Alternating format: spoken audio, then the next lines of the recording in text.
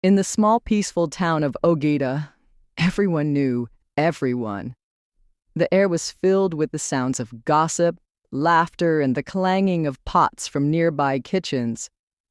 But above all the chatter, one name always echoed through the streets: Mama Shewa. Mama Shewa's stew was legendary. People came from neighboring villages just to have a taste. It was rich, spicy, and had a flavor no one could ever replicate. Her little food joint, tucked between an old pharmacy and a dusty tailor shop, always had a long line. The aroma from her pot alone could make even the fullest belly growl again. Shewa, her daughter, helped in the kitchen. She was 26, soft-spoken, and kept mostly to herself. Unlike her mother, she rarely smiled, but she was always seen stirring, chopping, or dishing out plates. Some said her quietness came from losing her father at a young age. Others believed she was just shy. But the truth was much darker. One evening, as the sun dipped behind the old Catholic church, and the line in front of Mama Shewa's joint thinned, a new customer appeared. He was tall, dressed in a crisp white shirt, and held a small notepad. People whispered that he was a food blogger from Lagos.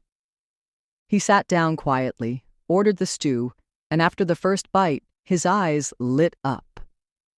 "What is this magic?" he asked, half joking. Shewa gave a weak smile. "Family recipe," she replied. The blogger jotted something in his book, finished his plate, and left. 2 days later, the post went viral. The headline read, "Ogida's secret stew you must taste before you die." From that moment, the town was never the same.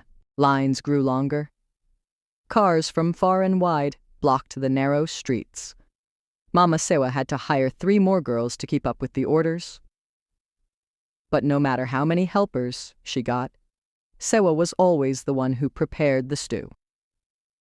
No one else was allowed near the pot. Even her mother, Mama Shewa, had stopped cooking. She would sit at the front taking money and managing customers. "My daughter has the gift," she'd say proudly. But behind closed doors, Shewa was haunted. Every time she opened that pot, she'd pause, look inside, and whisper something under her breath. At night, she didn't sleep. She would sneak out to the back of their house, near the shed, and dig small holes, burying small brown packets wrapped in cloth. Nobody noticed, until one night someone did. Uzo, one of the new girls, had forgotten her phone in the kitchen and returned to get it. On her way out, she saw Shewa at the back, digging. Curious and a bit scared, Uzo hid behind the water tank. She watched as Shewa carefully unwrapped one of the packets. Inside, it looked like dried herbs, but not the kind anyone used in cooking. There was also something else, a crimson cloth stained in dark brown. Uzo gasped. Her breath gave her away. Shewa turned sharply. Their eyes met. For a second, everything froze. "What did you see?" Shewa asked, her voice cold. "Nothing," Uzo stammered. I just came to get my phone." Shewa walked over slowly, her eyes never blinking. "You saw nothing. Do you understand?" Uzo nodded quickly and ran off. The next morning, Uzo didn't come to work. Mama Shewa said she had traveled, but her roommate, Emeka, said she never came home. Rumors began. Some people said they heard crying at night near the shed. Others claimed the stew tasted different that week, richer, deeper, like something had changed. Still, customers kept coming. Fame had blinded them. Behind the kitchen door, Shewa stirred the pot slowly, whispering under her breath. If you're enjoying the story, don't forget to subscribe and turn on the notification bell so you never miss an update. Like the video and share it with someone who loves mystery. Inspector Ade had been transferred to Ogida due to rising complaints about missing persons. The town, once quiet, now had 3 unsolved disappearances within 6 weeks. His first visit was to the food joint. It was the most popular place in town, and he figured he could ask around. When he met Shewa, he felt something was off. Her eyes were calm, but cold. She served him stew, and though it was delicious, something about the taste lingered unnaturally. "Have you noticed anything strange lately?" he asked casually. Shewa smiled. "Strange? Numbers, just too many customers." Later that day, he asked Amaka about Uzo. She looked around nervously before whispering, "Check the backyard. I think something's buried there." That night, Inspector Aide returned with a flashlight and gloves. What he found behind the shed made him sick to his stomach.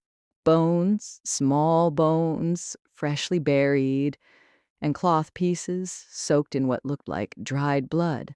He didn't make an arrest right away. He needed more. But the town was buzzing. Someone had seen him behind the shed. Word traveled fast. The next day, Mama Shewa's food joint was empty. No line, no music, just silence. Shewa sat in the kitchen, her hands covered in palm oil. She didn't look up as Ode entered. "It's over," he said quietly. She laughed. "Do you even know what I've done?" "Tell me," Ade replied. Shewa leaned back. "When I was 10, I watched my father beat my mother to death. He used to tell her the stew she made wasn't good enough. He made her kneel beside the pot and beat her while it cooked." She paused. "So I made a promise. I would learn to cook the most unforgettable stew, and I would make sure every man who tasted it never forgot me." Ade's eyes narrowed. "What did you put in it, Shewa?" "Blood," she said calmly. "Not always human, but sometimes, yes." Ade felt bile rise in his throat. "Why?"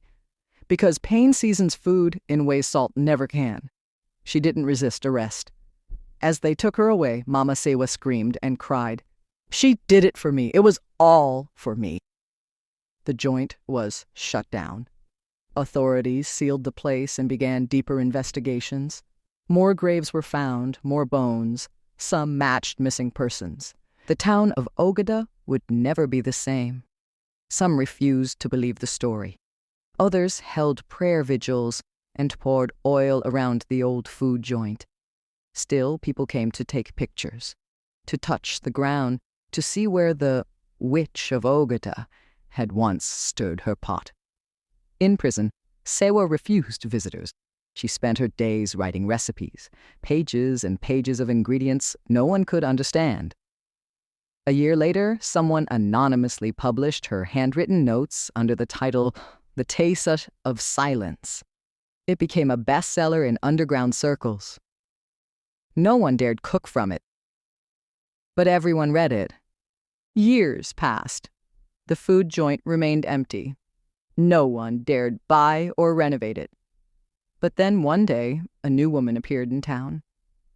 She was young, charming, and opened a fresh food stand across the street.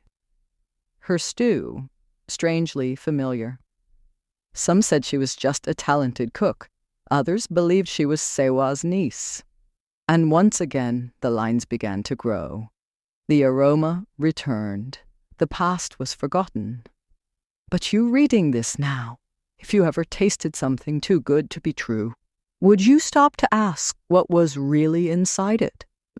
What would you do if your favorite food turned out to have a secret you can't unlearn?